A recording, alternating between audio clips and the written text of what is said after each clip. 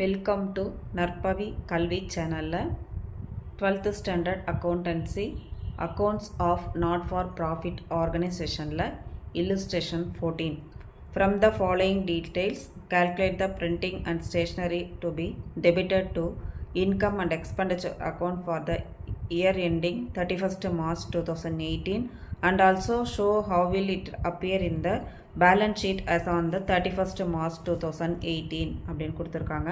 அதில் amount paid for stationery during 2017 இல்லை 17-18 வந்து 1500 stock of stationery on 1st April 2017 300 stock of stationery on 31st March 2018 200 கொடுத்துருக்காங்க.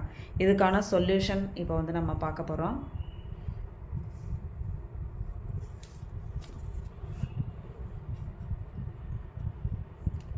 இதுக்கான solution income and expenditure account for the year ended 31st March 2018 போட்டுட்டு expenditure சைடில் 2 columns, income சைடில் 2 columns, expenditure வந்து debit, income வந்து credit.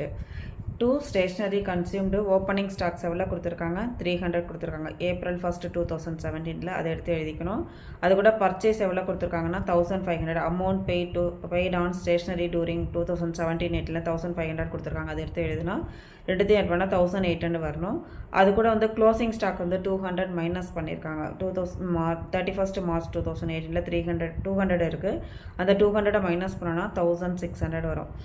அது இதுதான் வந்து எக்ஸ்பெண்டிச்சர்.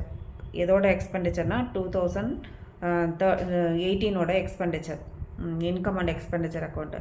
அதுக்கப்புறம் balance sheet as on 31st March 2018 liabilities asset போட்டுக்கணும். லைபிலிட்டிஸ் ருபீஸ் ஒரு காலம், இப்போ ஸ்டேஷ்னரியே ஒரு காலம், அது அசட் சைடில் ஒரு காலம். இப்போ ஸ்டாக் ஆஃப் ஸ்டேஷ்னரி வந்து எவ்வளோ கொடுத்துருக்காங்க மார்ச் 2018 200 கொடுத்துருக்காங்க. அந்த அமௌண்ட் எடுத்து அசட் சைடில் போட்டுக்கணும். நெக்ஸ்ட்டு வீடியோவில் illustration 15 வந்து பார்க்கலாம்.